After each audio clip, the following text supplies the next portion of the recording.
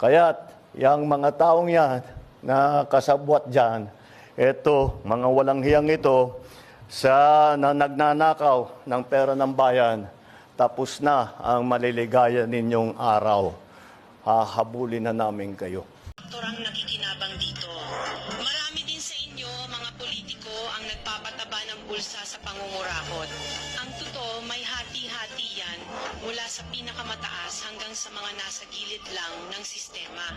Huwag nyo kaming gawing panakip butas kasi kung babalikan ang lahat ng transaksyon, makikita ninyong mas malaki pa ang napupunta sa inyo kaysa sa amin.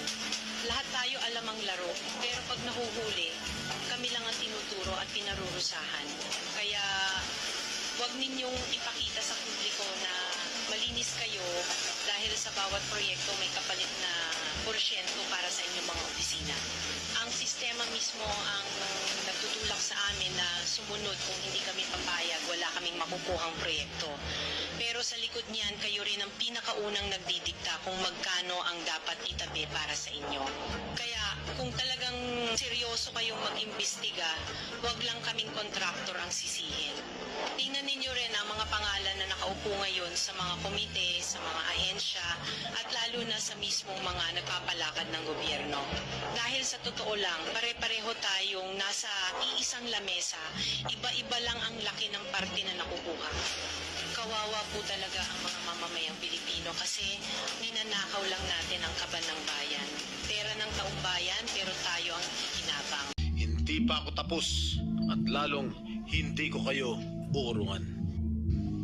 My brother, Senator J.V. Ejercito, is known as the good one.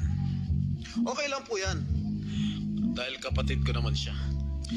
But let me be known as the other Strada who went after the bad ones. I will expose and relentlessly pursue the bad ones regardless of the risk and notwithstanding the cost.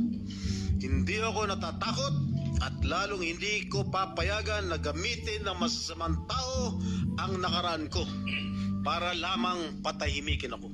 Ang inutos po ng Pangulo sa akin, hindi depensahan ang DPWH. Ang utos po ng Pangulo sa atin ay reformahin ang DPWH at baguhin ang DPWH. At lahat po ng sinasabi nyo is absolutely correct po. At kasama po sa reforma ay yung pagbabago sa presyo. Kasi po, sabi nga po na kanina, hindi na po taon ang binibilang dito. Dekada na po ito. Dekada na po ito na paulit-ulit.